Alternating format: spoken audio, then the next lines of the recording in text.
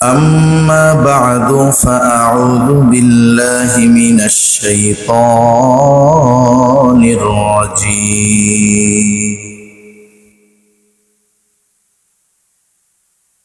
بسم الله الرحمن الرحيم.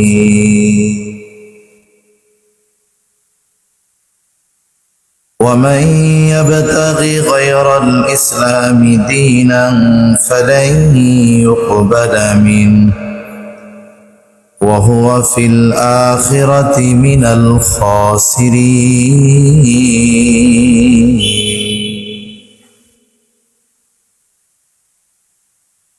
صدق الله العلي العظيم وصدق رسوله النبي الكريم،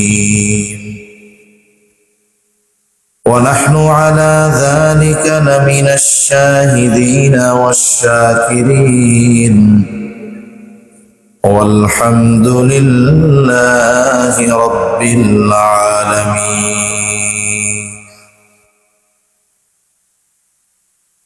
سبحانك لا علم لنا إلا ما علمتنا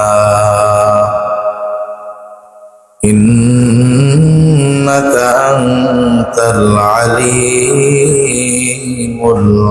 الحكيم. اللهم صل على محمد وعلى آل محمد كما صليت على إبراهيم وعلى آل إبراهيم إنك حميد مجيد. اللهم بارك على محمد وعلى آل محمد كما باركت على إبراهيم وعلى آل إبراهيم إنك حميد مجيد. لا إله إلا الله لا إله إلا الله لا إله إلا الله لا إله إلا الله محمد رسول الله صلى الله عليه وسلم.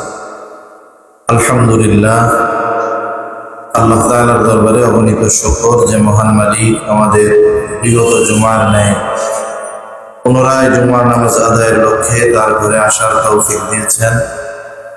আমরা সেই মহান মনিবের কৃতজ্ঞতা প্রকাশার্থে কালিমাতুশ শুকর পাঠ করি আলহামদুলিল্লাহ। অগণিত দুরূদ ও সালাম সাইয়্যিদুল আম্বিয়া আশরাফুল আম্বিয়া খাতামুল আম্বিয়া ইমামুল মুরসালিন রাহমাতুল লিল আলামিন মুহাম্মাদুর রাসূলুল্লাহ সাল্লাল্লাহু আলাইহি ওয়াসাল্লামের উপর। ইসলাম পরিপূর্ণ এক জীবন ব্যবস্থা। ইসলামের মধ্যে শুধু নামাজ, রোজা, হজ, যাকাত এই সমস্ত বিষয়ের বিধিবিধান বা আলোচনা আছে এমনটা নয়, বরং ইসলাম আমাদেরকে জানিয়েছে কোন বিষয়গুলো আমরা আনন্দের সাথে উদযাপন করতে পারবো, কোন বিষয়গুলো আমাদের জন্য আনন্দের উদযাপনের, কোন বিষয়গুলো কষ্টের সাথে সাথে এই বিষয়গুলো কিভাবে উদযাপন করতে হবে তার পরিপূর্ণ দিক নির্দেশনা ইসলাম আমাদেরকে দিয়ে দিয়েছে। এজন্য ইসলাম পরিপূর্ণ এক জীবন ব্যবস্থা, যেখানে মানুষের জন্ম থেকে নিয়ে মৃত্যু পর্যন্ত যত কিছু আছে সব কিছুর আলোচনা, সমস্যার সমাধান সব কিছু ইসলামের মধ্যে রয়েছে। এজন্য ইসলাম শুধু ইবাদত বন্দেগী নয়, সামাজিক আচার আচরণ, সংস্কৃতি, উৎসব এগুলো স্বতন্ত্র এক বিধিবিধান ইসলাম আমাদেরকে দিয়েছে। এজন্য আমাদের উচিত মুসলিম হিসাবে, ইমানদার হিসাবে এই বিষয়গুলোর ব্যাপারে আমাদের সর্বোচ্চ সতর্ক থাকা এবং ইসলামী যেই নীতিমালা বা যেই বর্ডার আমাদের জন্য ইসলাম নির্ধারণ করে দিয়েছে এর মধ্যেই আমাদের অবস্থান করা। ইসলামই একমাত্র সত্য ধর্ম ও মুক্তির পথ, এটা প্রত্যেকটা মুসলমানের অন্যতম একটি বিশ্বাস। যদি কেউ একথা মনে করে, মুসলমানদের মধ্যে কেউ যদি একথা মনে করে ইসলাম ছাড়াও অন্য কোনো মতাদর্শ দর্শনের মাধ্যমে পরকালে মুক্তি পাওয়া যাবে, সে কোরআনুল কারীমের অনেকগুলো আয়াতের অস্বীকারী বলে বিবেচিত হবে। যেখানে আল্লাহ সুবহানাহু ওয়া তাআলা বলে দিয়েছেন যে ইসলামই একমাত্র আল্লাহ তাআলার নিকটে মনোনীত জীবন ব্যবস্থা, একমাত্র জীবন ব্যবস্থা দ্বীন ইসলাম আল্লাহ তাআলার নিকট। সাথে সাথে এই দ্বীনকে আল্লাহ তাআলা পরিপূর্ণতার ঘোষণা দিয়েছেন। তাহলে আল্লাহর ঘোষণা হলো ইসলাম আল্লাহর নিকটে পূর্ণাঙ্গ একমাত্র জীবন ব্যবস্থা। এখন কেউ যদি মনে করে যে জীবনের কিছু কিছু বিষয় ইসলাম থেকে পাওয়া যায় না, তাহলে সে ইসলামকে অপূর্ণাঙ্গ মনে করে। আর ইসলামকে অপূর্ণাঙ্গ মনে করলে তার ঈমান থাকবে না। আল্লাহ তাআলা কোরআনুল কারীমের মধ্যে বলে দিয়েছেন ইন্নাদ দীনা ইনদাল্লাহিল ইসলাম, নিশ্চয় আল্লাহ তাআলার নিকটে একমাত্র গ্রহণযোগ্য দ্বীন হলো ইসলাম। আল্লাহ তাআলা আরেক জায়গায় আরো পরিষ্কার ভাবে আমাদেরকে বলে দেন, আল্লাহ তাআলা বলেন وَمَن يَبْتَغِ غَيْرَ الْإِسْلَامِ دِينًا فَلَن يُقْبَلَ مِنْهُ وَهُوَ فِي الْآخِرَةِ مِنَ الْخَاسِرِينَ। আল্লাহ তাআলা বলেন وَمَن يَبْتَغِ غَيْرَ الْإِسْلَامِ دِينًا, আর যে ইসলাম ছাড়া অন্য কোন জীবন ব্যবস্থা, অন্য কোন দিন দর্শন এটা কামনা করে, আশা করে, আল্লাহ তাআলা বলেন ফালান ইউকবালা মিন, ওই জীবন দর্শন বা দিন বা জীবন ব্যবস্থা তা কখনোই আল্লাহ তাআলার নিকটে গ্রহণযোগ্য হবে না। বরং কি হবে, কেউ যদি এমনটা করে, ইসলামবিহীন অন্য কোনো জীবন ব্যবস্থাকে মুক্তির পথ হিসাবে মনে করে, আল্লাহ তাআলা বলেন ওয়াহুয়া ফিল আখিরাতি মিনাল খাসিরিন, সে আখিরাতে ক্ষতিগ্রস্তদের অন্তর্ভুক্ত হবে। হয়তো ইসলামবিহীন দুনিয়াতে সাময়িক কিছু চাকচিক্যতা তার হয়তো চোখে আসবে, কিন্তু অনন্তকালে সে চিরন্তন ভাবে ক্ষতিগ্রস্তের সম্মুখীন হবে। তার মানে তার ঠিকানা হবে জাহান্নাম। তাহলে ইসলাম এমন এক জীবন ব্যবস্থা, আমরা মুসলিম হিসাবে ইসলাম ব্যতীত অন্য কোনো দর্শন, অন্য কোনো মতবাদ, অন্য কোনো দিন আমাদের জন্য গ্রহণ করা সমীচীন নয়।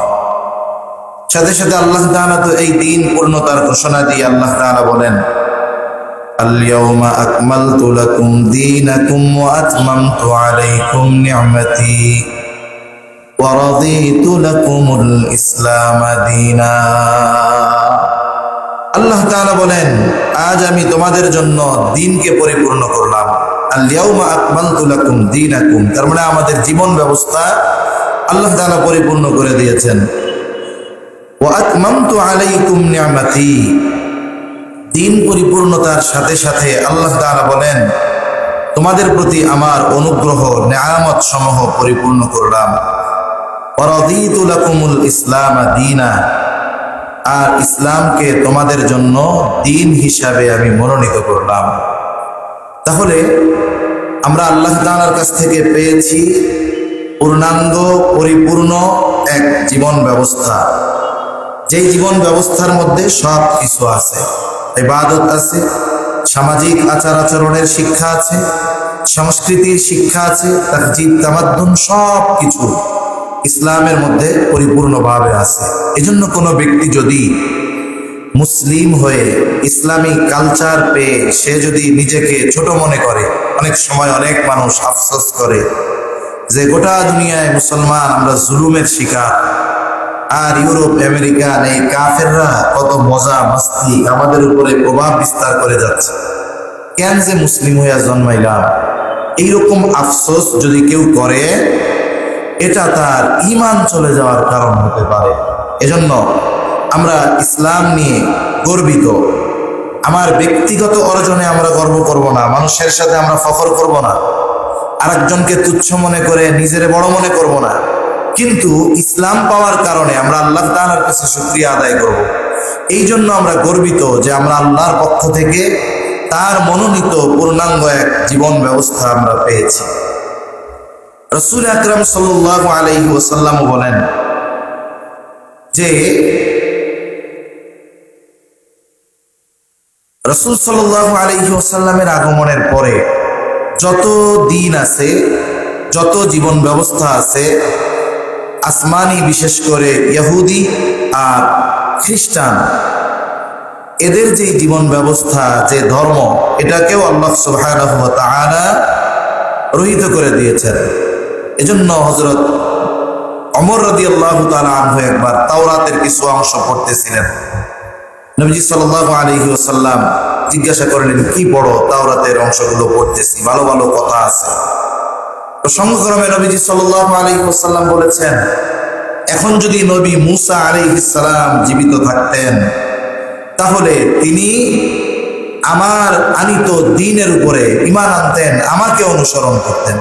এজন্য রাসূল আকরাম সাল্লাল্লাহু আলাইহি ওয়াসাল্লাম এক হাদিসের মধ্যে বলেন, এই উম্মতের মধ্যে যে কেউ ইহুদি অথবা খ্রিস্টান হোক, সে যে ধর্মের হোক, যখন সে আমার কথা শুনবে, নবীজির আগমনের কথা শুনবে, যে আল্লাহ তাআলা আমার আপনার নবীকে শেষ নবী হিসাবে পাঠিয়েছেন, কোরআন আমার আপনার নবীর কাছে নাযিল করেছেন, নবীজির ব্যাপারে এই কথা শুনলো, কিন্তু নবীজির প্রতি ঈমান আনলো না, নবীজি বলেন আমার প্রতি ঈমান আনলো না, আমার আনিত দ্বীন, আল্লাহ প্রদত্ত এই দ্বীনের উপরে ঈমান আনলো না, আল্লাহ রাসূল সাল্লাল্লাহু আলাইহি ওয়াসাল্লাম বলেন, তবে তার ঠিকানা জাহান্নামী হবে, মানে তাকে জাহান্নামে যাওয়াই লাগবে। এজন্য ইসলাম ব্যতীত যত জীবন ব্যবস্থা আছে, এগুলো ইসলাম আসার পরে সব বাতিল বলে গণ্য হয়ে গেছে।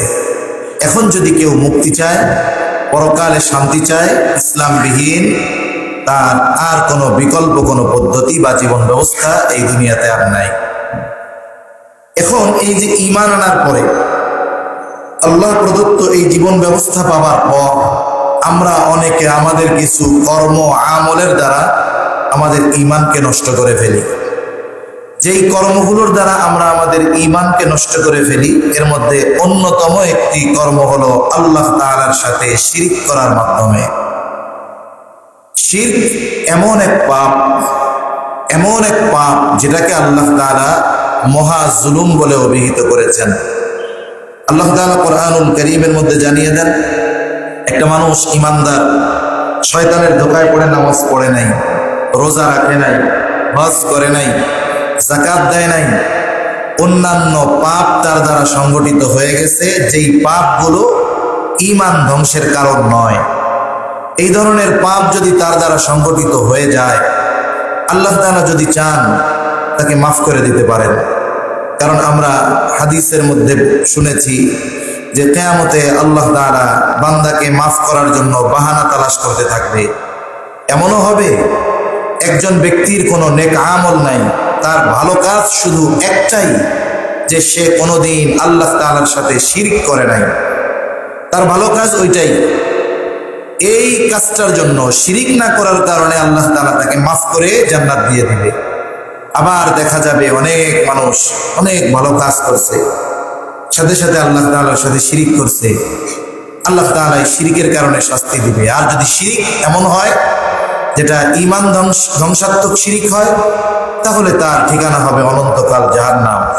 তার এই আমল, জাগতিক জগতের দান, সাদকা, নামাজ, রোজা, এগুলো পরকালে তাকে জাহান্নাম থেকে বাঁচিয়ে জান্নাতে নিতে পারবে না। এজন্য শিরক একটি অমার্জনীয় পাপ। আল্লাহ তাআলা কোরআনুল কারীমে স্পষ্টভাবে বলেন, ইন্নাল্লাহা লা ইয়াগফিরু আন ইউশরাকা বিহি ওয়া ইয়াগফিরু মা দুনা যালিকা লিমান ইয়াশা ওয়া মান ইউশরিক বিল্লাহি ফাকাদ ইফতারা ইসমান আযীমা।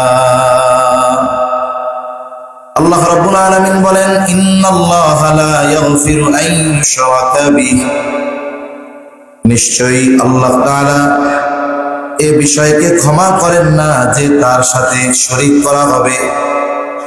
তবে শিরক ব্যতীত অন্য কোন পাপ যদি আল্লাহ তাআলা চান, আল্লাহ রব্বুল আলামিন সেগুলোকে মাফ করে দিবেন। ওয়া ইয়াগফিরু মা দুনা যালিকা লিমান ইয়াশা ওয়া মান ইউশরিক বিল্লাহি ফাকাদ ইফতারা ইসমান আযীমা।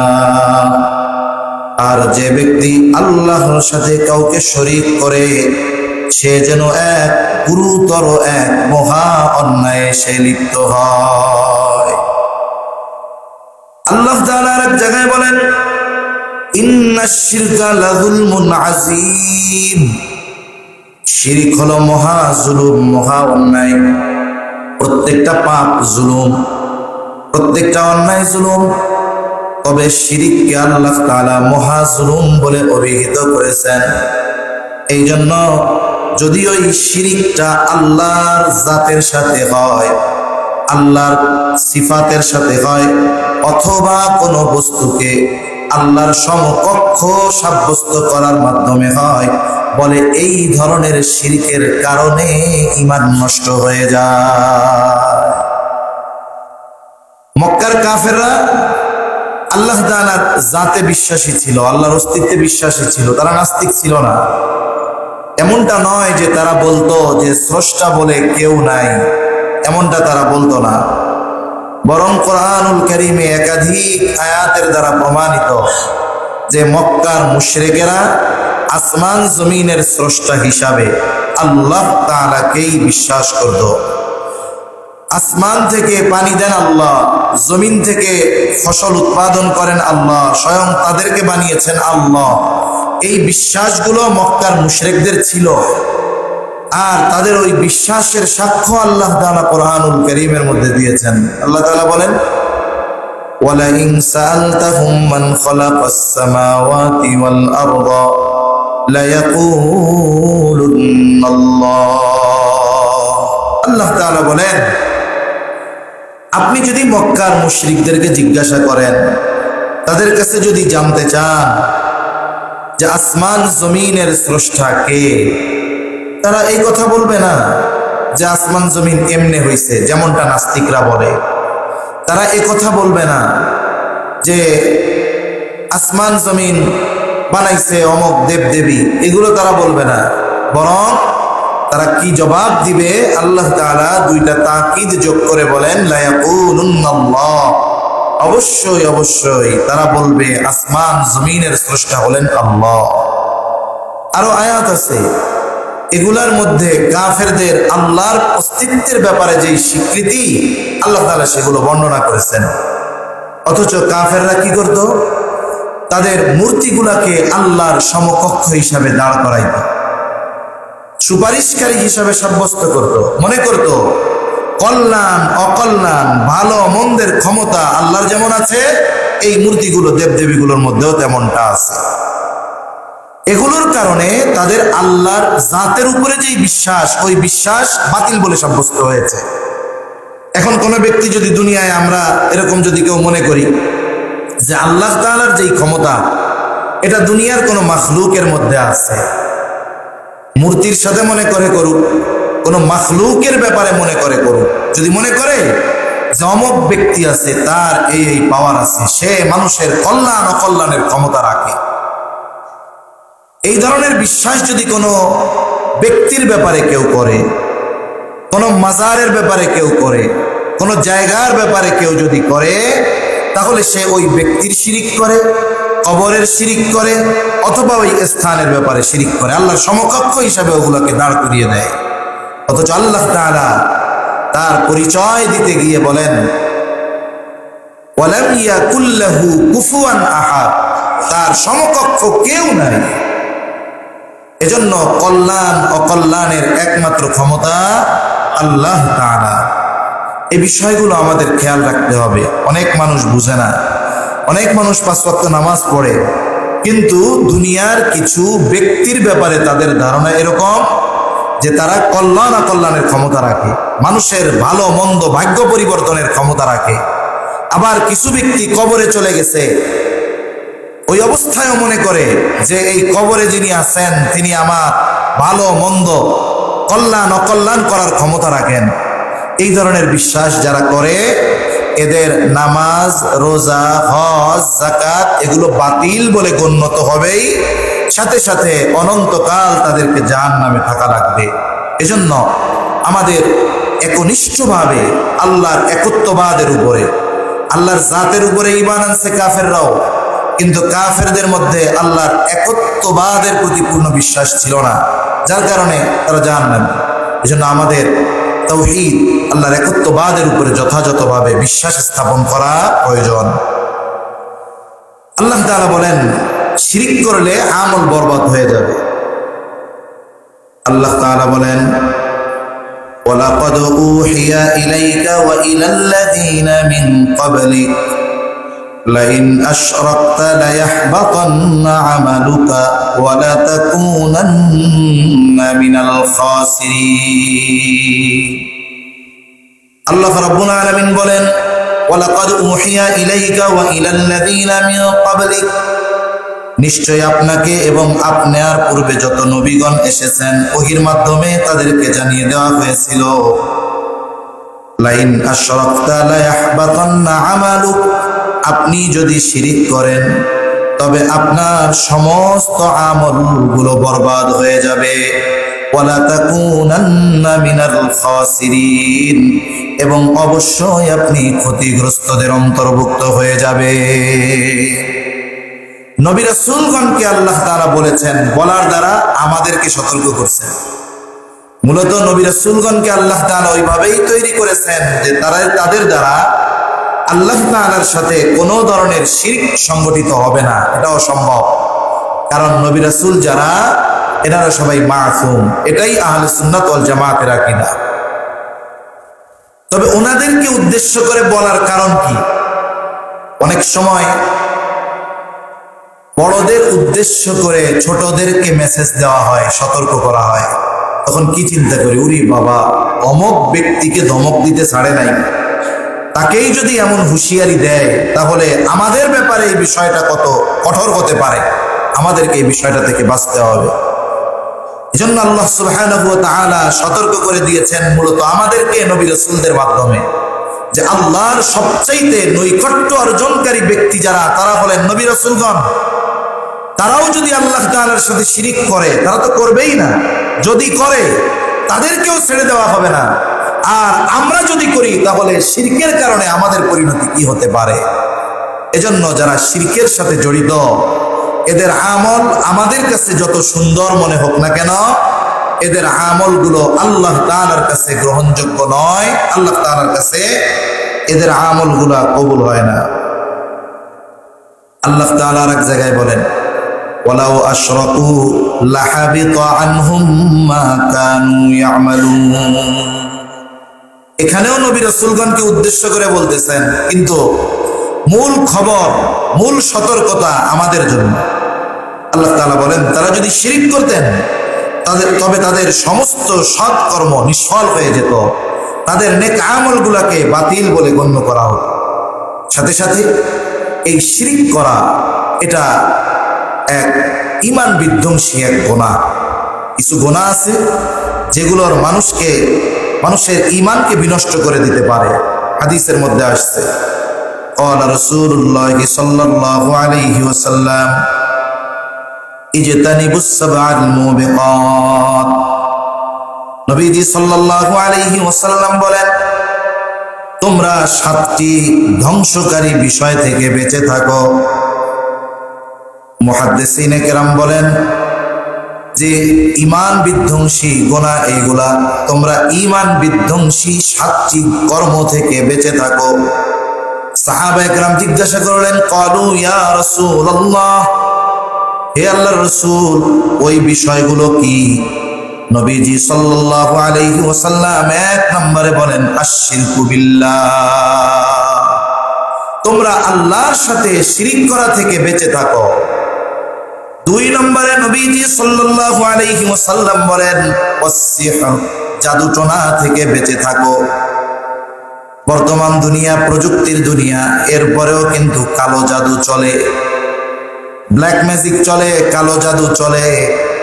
বলে ব্ল্যাক ম্যাজিক, কালো জাদু করার জন্য কুফুরির মতো কাজ করা লাগে। অনেকে শত্রুতা বশত যার প্রতি তার বিদ্বেষ, হিংসা, তার ক্ষতি করার জন্য ব্ল্যাক ম্যাজিক করে, বিভিন্ন পদ্ধতিতে করে। এই কাজগুলো করার ক্ষেত্রে যারা করে, এরা কুফুরি কর্মকাণ্ড করে এগুলো করে। এজন্য জাদুর সাথে সম্পৃক্ত হওয়া, নিজের জন্য কারো ক্ষতি করার জন্য বা নিজের কল্যাণের জন্য জাদুর সাথে সম্পৃক্ত হওয়া, এটা কোনো মুসলমানের জন্য সমীচীন হতে পারে না। জাদুটোনা থেকে আমরা যেন বাঁচতে পারি, মানুষের ক্ষতি থেকে যেন আমরা বাঁচতে পারি, এজন্য রাসূল সাল্লাল্লাহু আলাইহি ওয়াসাল্লাম আমাদের আমল শিখিয়ে দিয়েছেন। প্রতিদিন সকাল সন্ধ্যা দোয়া করা, আউযু বিকালিমাতিল্লাহি তাম্মাতি মিন শাররি মা খালাক। সকল সৃষ্টির ক্ষতি থেকে আল্লাহ তাআলা হেফাজত করবে সকাল সন্ধ্যায় যদি আমরা এই আমলগুলো করি, আউযু বিকালিমাতিল্লাহি তাম্মাতি মিন শাররি মা খালাক। এরপরে আল্লাহ রাসূল সাল্লাল্লাহু আলাইহি ওয়াসাল্লাম সূরা ইখলাস, নাস, ফালাকের আমল শিখিয়ে দিয়েছেন। দৈনন্দিন জীবনে রাত্রে ঘুমানোর আগে সূরা ইখলাস 3 বার, ফালাক 3 বার, নাস 3 বার পড়ব। সকাল সন্ধ্যায় যদি সম্ভব হয় এই আমলগুলো করে আমরা যদি অভ্যস্ত হই, তাহলে আশা করা যায় সাথে সাথে আয়াতুল কুরসির আমল, এগুলো যদি আমরা কন্টিনিউ করি, ধারাবাহিকভাবে যদি করতে থাকি, তাহলে কেউ যদি আমাদের ক্ষতি করতে চায় হিংসা বিদ্বেষের মাধ্যমে, জাদুটোনার মাধ্যমে, তাহলে এই আমলগুলো আমাকে ওই জাদু টোনা, মানুষের হিংসা বিদ্বেষ, ওগুলো থেকে আল্লাহর রহমতে হেফাজত রাখবে। এজন্য এই আমলগুলো আমরা অভ্যস্ত হব। ছোট ছোট বাচ্চাদের, তারা তো পড়তে পারে না, আমরা আয়াতুল কুরসি পড়ে হাতে ফু নিয়ে তার গাটা মুছে দিব। এভাবে জিন শয়তানের চক্রান্ত থেকে হোক, স্বাভাবিক জিনের বদনজর থেকে হোক, মানুষের হিংসাত্মক নজর থেকে হোক, সাথে সাথে জাদুটোনা থেকে হোক, যদি আমরা বাঁচতে চাই, তাহলে এই ধরনের আমলগুলো আমাদের ধারাবাহিকভাবে করা দরকার। আর আমরা কারো প্রতি বিদ্বেষ পোষণ করে ক্ষতি করার জন্য জাদুটোনার আশ্রয় নিব না, এই ধরনের কাজ আমরা করব না। আল্লাহ আমাদের হেফাজত করুক। এগুলো ঈমান বিধ্বংসী কর্মকাণ্ড।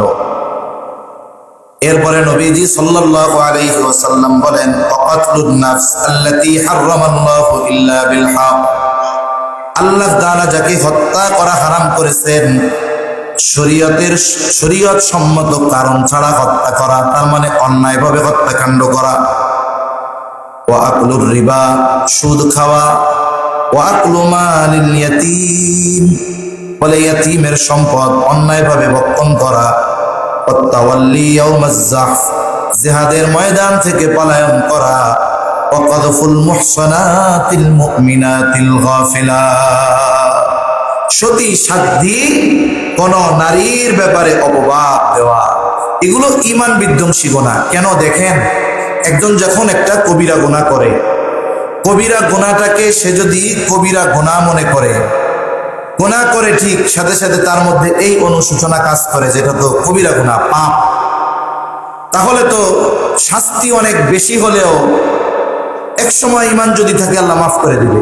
কিন্তু কেউ যদি অন্যেরটা মেরে খাওয়াকে বৈধ বানায় ফেলে, কোনো অনুশোচনা নাই, সে মনে করে এটা পার্ট অফ লাইফ, জীবনের একটা অংশ, এটা জীবনের একটা অংশ, অন্যটা মেরে খাওয়া জীবনের অংশ। সুদ খাওয়া, এটা তো আমাদের ব্যাংকগুলো আমাদের জন্য অ্যাভেলেবেল করে দিয়েছে, এটা আমাদের জন্য খাওয়ায় কোনো অসুবিধা নেই, এই যে খাওয়া শুরু করছে। তার মানে একজন কবিরা গুনাহ করনেওয়ালা কবিরা গুনাহ করতে করতে একটা সময় ওইটাকে গুনাহ মনে করে না, ওটাকে সে তখন বৈধ মনে করে করা শুরু করে।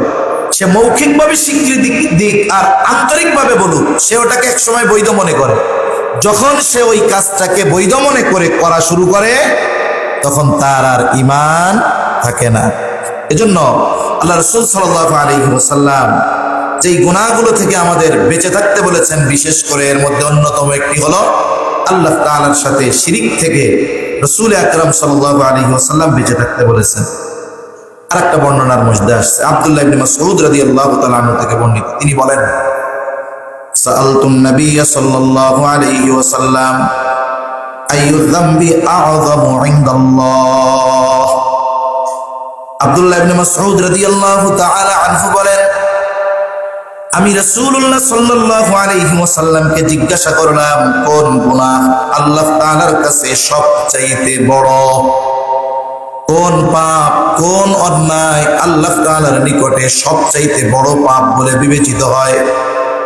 নবীজি সাল্লাল্লাহু আলাইহি ওয়াসাল্লাম জবাব দিলেন, আন তাজআলা লিল্লাহি নিদ্দাও ওয়া হুয়া খালাকাকা।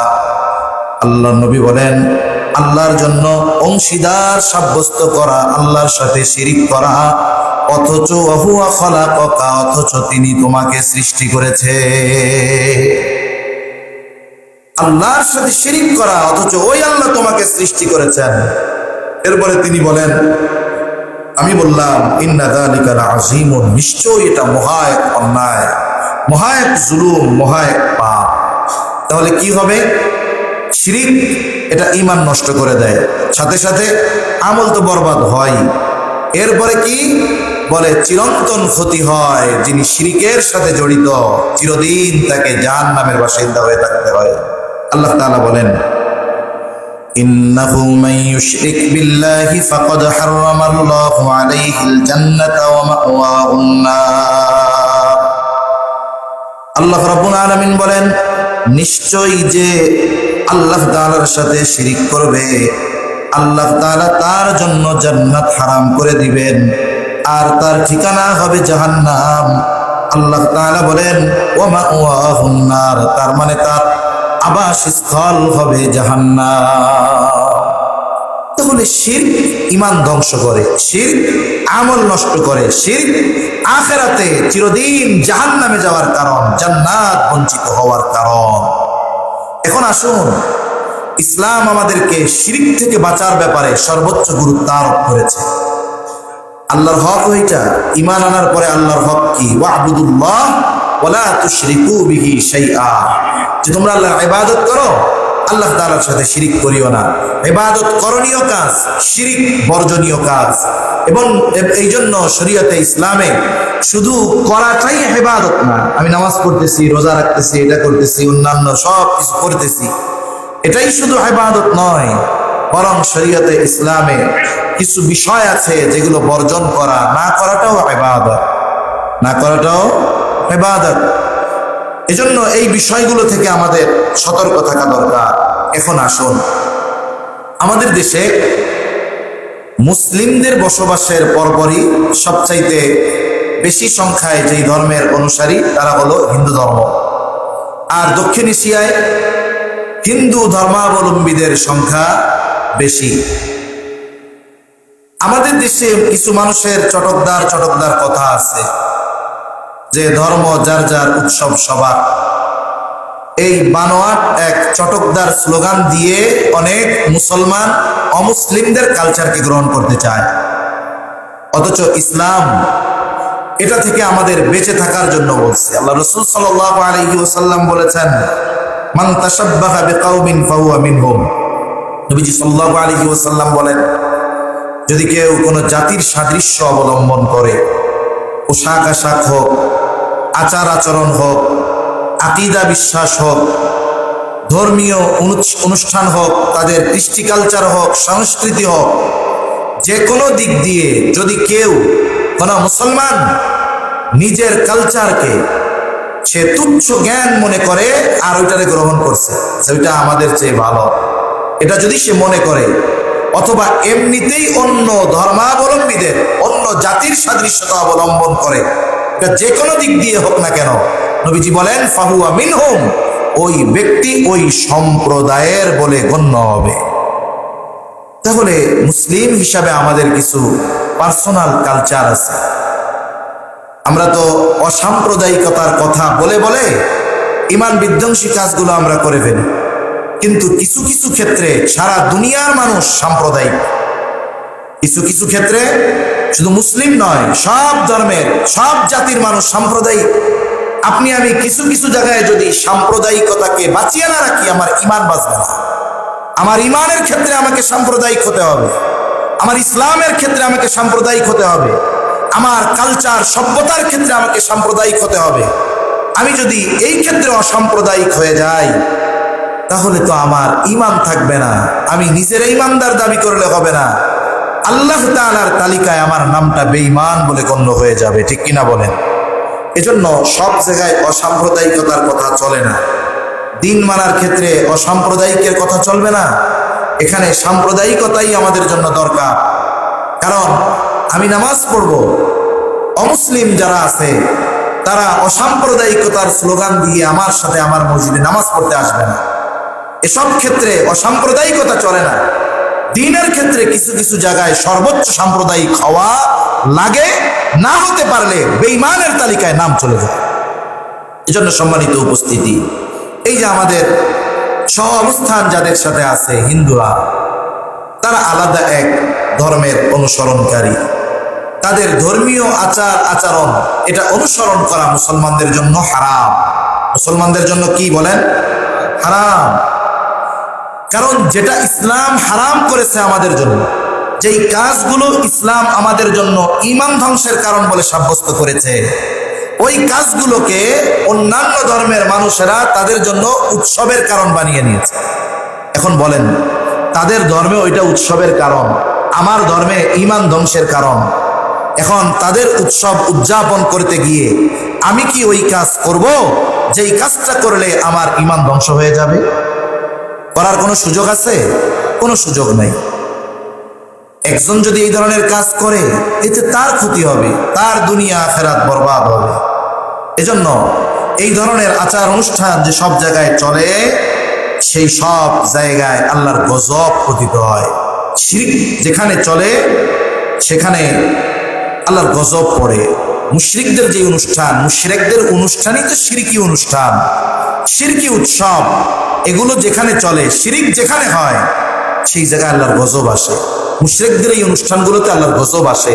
আরেকজন মুমিন এই ধরনের অনুষ্ঠানগুলোর মধ্যে গিয়ে আল্লাহর গজবের মধ্যে পতিত হয়। হযরত ওমর রাদিয়াল্লাহু তাআলা আনহু বলেন যে, তোমরা অনারবদের বাজে কথা থেকে সাবধান থেকো, অনারবদের বাজে কথা থেকে সাবধান থেকো। তখন তো বিশেষ করে পারস্য, রোম, এই সমস্ত অঞ্চলের সাথে আরবের সাথে চলাচল বেশি ছিল। ওই সময়গুলোতে দেখা যাইত পারস্যরা অনেক উল্টাপাল্টা কথা বলতো। এই যে গান বাজনা, নাচ গান, এগুলাই মোটামুটি ওই সময় থেকে তারা অভ্যস্ত ছিল। অহেতুক গল্প কথাবার্তা এগুলো চলতো। হযরত ওমর রাদিয়াল্লাহু তাআলা আনহু তাদের এই অহেতুক কথা, বানোয়াট কথা, শিরকি কথা, এগুলো থেকে সতর্ক করে বলতেছেন যে তোমরা অনারবদের বাজে কথা থেকে সাবধান থেকো এবং মুশরিকদের উৎসবের দিনে তাদের গির্জায় প্রবেশ করবে না।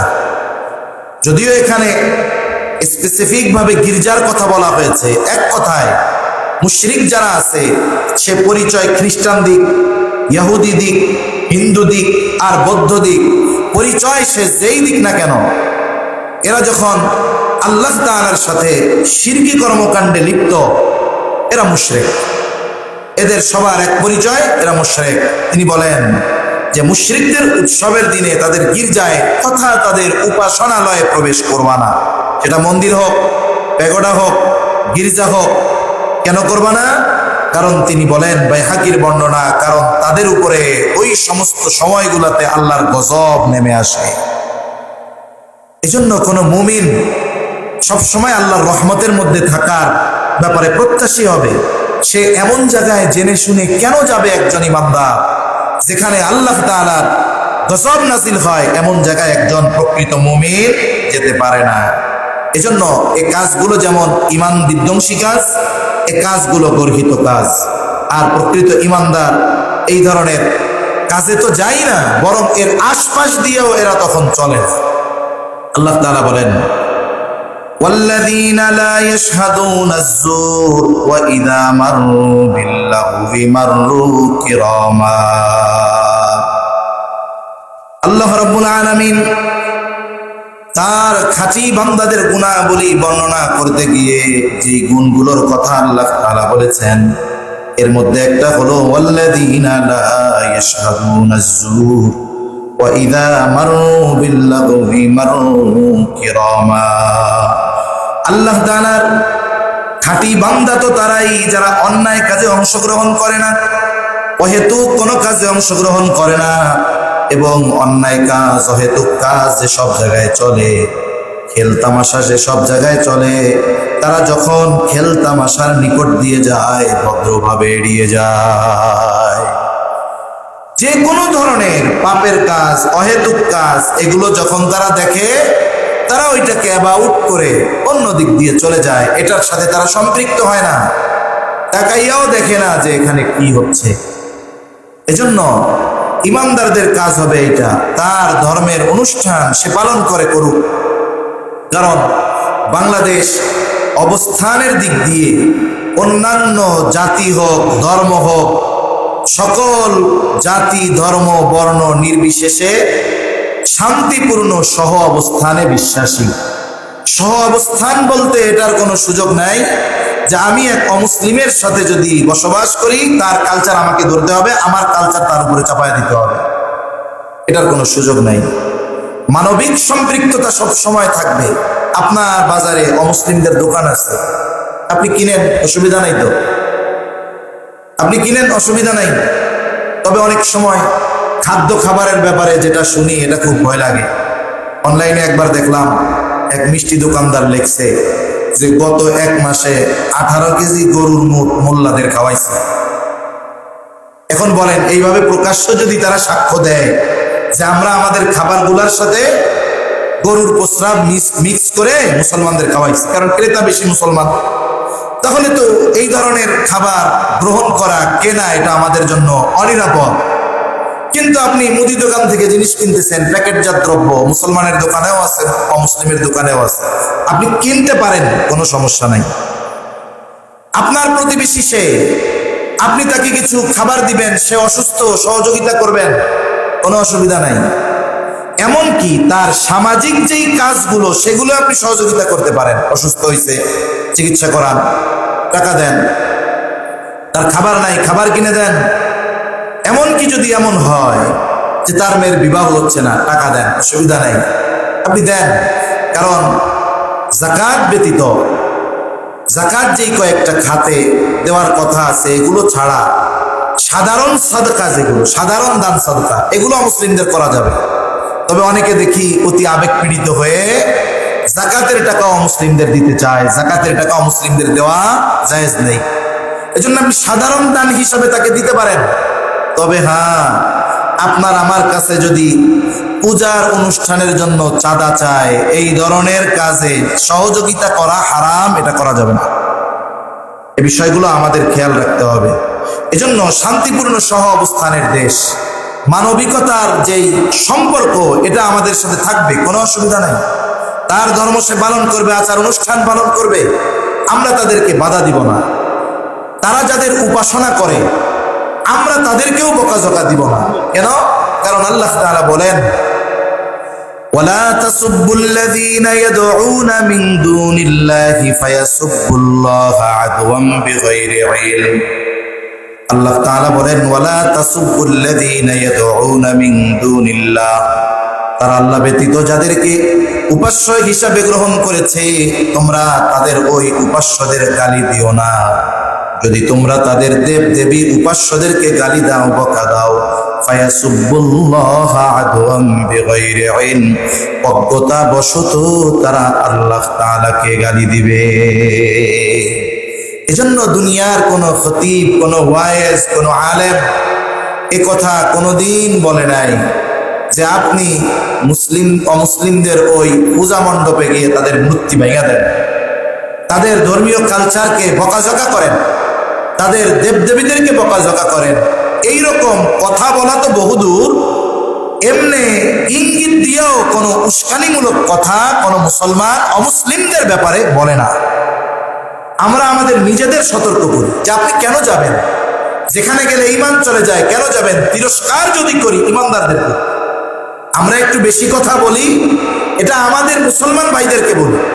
তারা যে পূজা করে এজন্য তাদের তিরস্কার করি না, তাদেরকে দাওয়াত দেই, কোরআন হাদিসের কথা তাদের সামনে পৌঁছানোর চেষ্টা করি। আমাদের দায়িত্ব হলো কথাগুলো পৌঁছানোর ব্যবস্থা করা। হেদায়েত দেওয়ার মালিক কে? একটু জোরে বলেন না। পিটায়া, হুমকি দিয়ে, ধুমকি দিয়ে ইসলামে অন্য ধর্ম থেকে ইসলাম ধর্মে আনা, এটার কোনো প্রয়োজন নেই। আলহামদুলিল্লাহ, গোটা পৃথিবীতে মুসলমানেরা জুলুমের শিকার হওয়ার পরেও, মাজলুম হওয়ার পরেও, এই পৃথিবীতে সবচাইতে বেশি মানুষ সময়ের সাথে সাথে প্রতিদিন অন্যান্য ধর্ম থেকে ইসলাম ধর্মের মধ্যে অন্তর্ভুক্ত হচ্ছে। এজন্য ইসলামের অগ্রগতি আল্লাহ তাআলা রেখে দিয়েছেন। আমরা আমাদের অক্ষমতার কারণে হয়তো অনুধাবন করতে পারি না। অনেক সময় মনে করি ইসলাম পরাজিত ধর্ম। না, ইসলাম সব সময় বিজয়ী ধর্ম। ইসলাম কখনোই পরাজিত ধর্ম নয়। সেজন্য বিধর্মীদের যে উৎসব, ওখানে আল্লাহ তাআলার গজব নাজিল হয়, ওখানে মুসলমানদের জন্য যাওয়া হারাম। মুসলমানেরা এই জায়গাগুলোতে কখনোই যাবে না। যদি এমন হয়ে যায়, অনেক সময় মুখোমুখি হয়ে যাওয়া লাগতে পারে, রাস্তায় চলতেছেন, এগুলোকে এড়িয়ে যেতে হবে।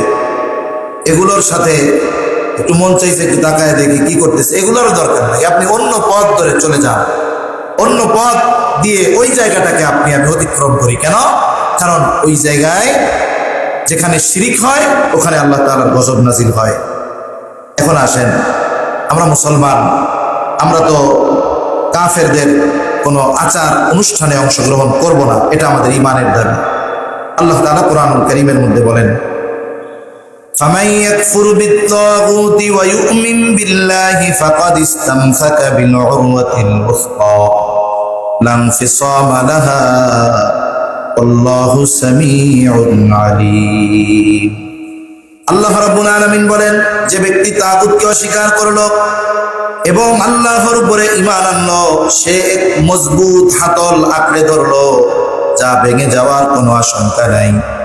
আল্লাহ তাআলা সব কিছু শুনেন, আল্লাহ তাআলা সব কিছু জানেন।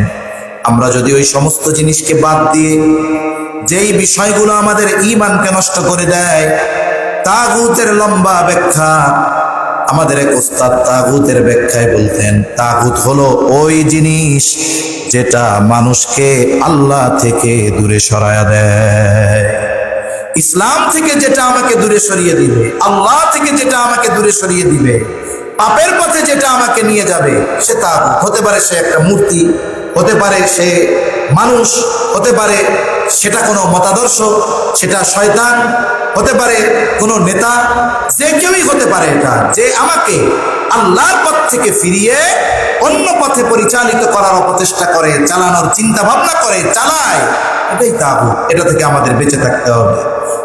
আমরা আল্লাহর সাথে যদি সম্পৃক্ত হয়ে যেতে পারি, ঈমানের সাথে যদি সম্পৃক্ত হয়ে যেতে পারি, আল্লাহর দেওয়া দ্বীনের সাথে যদি সম্পৃক্ত হয়ে যেতে পারি, একনিষ্ঠভাবে যদি ঈমান আনতে পারি, তাহলে আমি এমন হাতল ধরছি যে হাতল কখনো ছুটবে না, যেটা কখনো ভেঙে যাবে না, বরং সেটা আমাকে আমার মূল গন্তব্য জান্নাত পর্যন্ত পৌঁছায়া দিবে। এজন্য এই ধরনের কর্মকাণ্ড মানুষকে আল্লাহর পথ থেকে জাহান্নামের পথে নিয়ে যায়। এই ধরনের আচার অনুষ্ঠান, এগুলো মানুষকে দ্বীনের পথ থেকে বদ্দীনের পথে নিয়ে যায়। সেজন্য এই বিষয়গুলো থেকে আমাদের বাঁচা দরকার। আর ইসলামে পরিপূর্ণরূপে প্রবেশ করতে হবে আমাদের। অনেক ইহুদি ছিল যারা ইসলাম ধর্ম গ্রহণ করবার পরেও তারা ওই যে ইহুদিদের শনিবারের দিনে ইবাদতের সময়, শনিবারের দিন তারা আবার ইহুদিদের সাথে গিয়ে ইবাদত করত। অনেকে আমাদের দেশে বলে, দেখেন যে আমি কলকাতায় গেলে পূজা করি, বাংলাদেশে দেখলে নামাজ পড়ি। আছে না এরকম অনেকগুলা? গর্বের সাথে বলে আর কি এগুলা। এই ধরনের খাসলাত ঈমানদারদের মধ্যে থাকতে পারে না। এজন্য আল্লাহ তাআলা বলেন, ইয়া আইয়ুহাল্লাযীনা আমানু দুখুলু ফিস সিলমি কাফা ওয়ালা তাত্তাবিউ খুতুওয়াতিশ শাইতান ইন্নাহু লাকুম আদুউম মুবিন। আল্লাহ তাআলা বলেন, হে ঈমানদারেরা, উদখুলু ফিস সিলমি কাফা, তোমরা পরিপূর্ণভাবে ইসলামের মধ্যে প্রবেশ করো। ওয়ালা তাত্তাবিউ খুতুওয়াতিশ শাইতান, তোমরা শয়তানের পদাঙ্ক অনুসরণ করো না। ইন্নাহু লাকুম আদুউম মুবিন, আর শয়তান হলো তোমাদের প্রকাশ্য দুশমন। এজন্য যারা ইসলামের পরিচয় দেওয়ার পরেও, নিজেকে মুসলিম দাবি করার পরেও অমুসলিমদের কার্যক্রম, অমুসলিমদের ইবাদত উপাসনায় সম্পৃক্ত হয়, ওদেরকে মূলত শয়তান ওই পথে পরিচালিত করে। শয়তান চায় তুই মুসলিম নিজেরে বল, অসুবিধা নাই, তাও একটু বুঝায় যা, অসুবিধা কোথায়? তোকে আরো মানুষ মানবিক বলবে, তোকে আরো মানুষ বলবে দেখছো লোকটা খুব জেন্টেল, নামাজও পড়ে, আবার আমাদের ধর্মের অনুষ্ঠানও পালন করতেছে। শয়তান এই মিষ্টি মিষ্টি কথা দিয়ে পাপের পথে নিবে, আমাদের ঈমানকে ধ্বংস করে দিবে। অথচ উচিত কি ছিল? নবী সাল্লাল্লাহু আলাইহি ওয়াসাল্লাম আমাদেরকে সর্বক্ষেত্রে ইহুদি নাসারাদের বিকল্প করতে বলেছেন, মুশরিকদের বিপরীত করতে বলেছেন। ইবাদতের ক্ষেত্রেও দেখেন, ইহুদিরা রোজা রাখতো একটা, আল্লাহ নবী বলছে আমি যদি আগামীবার থাকি তাহলে দুইটা রাখবো। ইবাদতের ক্ষেত্রেও এখানে রাসূল সাল্লাল্লাহু আলাইহি ওয়াসাল্লাম তাদের বিপরীত করতে বলেছেন, অথচ আমরা তাদের সাদৃশ্য অবলম্বন করতেছি, তাদের সাথে গিয়ে তাদের আচার অনুষ্ঠানে আমরা অংশগ্রহণ করতেছি। আপনারা কি বলতে পারবেন যে কোনো বন্ধু আপনার অমুসলিম, তাকে আপনি ঈদের দিন নামাজ পড়াইছেন, রোজার মাসে রোজা রাখাইছেন, যে গরুর গোশত খায় না তারে কোরবানির দিন গরুর গোশত খাওয়াইছেন? আমরা কেউ পারি নাই। কিন্তু মুসলমান আমরা খুব ঘটা করে তাদের আচার অনুষ্ঠানে সম্পৃক্ত, এটা মুসলমানের জন্য শোভনীয় নয়। এখন আসেন, তাহলে আমরা একটু ফর্মালিটি মেনটেন করতে গিয়ে একটু শুভেচ্ছা জানাতে পারবো? হুজুর, একটু পূজার শুভেচ্ছা জানাইলাম, শারদীয় দুর্গা পূজার শুভেচ্ছা। এ ব্যাপারে করাচি বিন্নুরি টাউনের ফতোয়া হলো, মুসলমান যেহেতু ওটা শিরকি কর্মকাণ্ড, এই ব্যাপারে শুভেচ্ছা জানানো হারাম। শুভেচ্ছা জানানো কি হারাম? এটা আমি করলে যেমন হারাম, কোন নেতা যদি সাইনবোর্ড টানায় দেয় সেটাও হারাম। আমরা কোন নেতাকে উদ্দেশ্য করে বলতেছি না যে আপনি টানাচ্ছেন এই জন্য আপনার জন্য হারাম, না না। আমি মোল্লাও যদি কাউরে শুভেচ্ছা জানাই দুর্গাপূজার, সেটা আমার জন্য হারাম, আপনার জন্য হারাম, প্রত্যেকটা ইমানদারের জন্য হারাম। আর আপনি যদি বেঈমান হন তাহলে কোনো অসুবিধা নেই। কথা বোঝা গেছে? কেউ যদি শুভেচ্ছা জানায়, সে যদি ইমানদার দাবি করে জানায়, তাহলে তার জন্য হারাম। আর সে যদি বলে যে না আমি বহুত্ববাদে বিশ্বাসী, বর্তমানে একটা শব্দ উঠতেছে না, বহুত্ববাদ, এই বহুত্ববাদ হলো আর এক শয়তানি, সেকুলারিজমের বাংলা কথা আর কি। এই আমি বহুত্ববাদ, সব ধর্মকে রেসপেক্ট করি, সব ধর্মের অনুসরণ করি, আপনি বেঈমান, আপনি যা খুশি করেন, আপনার জন্য সমস্যা নেই। আপনি যদি ইমানদার হন, তাহলে অমুসলিমদেরকে তাদের এই শিরকি যে আচার অনুষ্ঠান, এ ব্যাপারে আপনি শুভেচ্ছা জানানোর কোনো অধিকার রাখেন না। ইমাম ইবনুল কাইয়িম রাহমাতুল্লাহি আলাইহি বলেন যে কাফেরদের ধর্মীয় রীতি কথা অনুযায়ী তাদের শুভেচ্ছা জানানো সকল মাযহাবে সর্বসম্মতিক্রমে হারাম, সব মাযহাবে হারাম। এজন্য তাদের এই ধরনের আচার অনুষ্ঠানে শুভেচ্ছা জানানো যাবে না। আর এই যে সার্বজনীন দুর্গাপূজা বলা হয়, এটা হিন্দু পুরোহিত যারা আছে তারাও বলে এটা একটা চিটিংবাজি আর রাজনৈতিক একটা প্রোপাগান্ডা। ধর্ম যার যার উৎসব সবার, এই কথাটা একটা রাজনৈতিক প্রোপাগান্ডা। তাদের ধর্মের পুরোহিতগণ এই ব্যাপারে একমত না, বলে ধর্ম আমাদের, আচার অনুষ্ঠানটাও আমাদের, এটা সার্বজনীন নয়, এটা হিন্দুদের জন্য, এটা তারাই বলে। এজন্য ধর্ম যার যার, উৎসব তার তার। বলেন ধর্ম যার যার, উৎসব তার তার। তবে এই দেশে যেহেতু সব ধর্মের মানুষ বসবাস করে, তারা তাদের ধর্মীয় আচার অনুষ্ঠান পালন করবে, আমরা তাদের বাধা দিব না। যদি তাদের সিকিউরিটির প্রয়োজন হয়, নিরাপত্তার প্রয়োজন হয়, যেহেতু এই দেশে বসবাস করে, তারা গভর্নমেন্টকে ট্যাক্স দেয়, গভর্নমেন্ট এই ধরনের অনাকাঙ্ক্ষিত ঘটনা যেন না ঘটে, এই জন্য তাদেরকে নিরাপত্তা দিতে গভর্নমেন্ট বাধ্য। গভর্নমেন্ট কি বলেন? গভর্নমেন্ট বাধ্য, নিরাপত্তা তাদের দিতে হবে, এটা তাদের নাগরিক হিসাবে অধিকার তাদের। এজন্য মনে রাখতে হবে ভাই, আমরা আমাদের ঈমানকে সর্ব অবস্থায় প্রাধান্য দিব। সামান্য এই মিষ্টি কথায় পড়ে, সামান্য একটু লাড্ডু খাওয়ার জন্য আমরা আমাদের ঈমানকে বিনষ্ট করব না। আল্লাহ সুবহানাহু ওয়া তাআলা আমাদের কথাগুলো বুঝবার তৌফিক দান করেন, আমিন। ওয়া আখিরু দাওয়ানা আলহামদুলিল্লাহি রাব্বিল আলামিন। আমরা যারা সুন্নাত পড়ব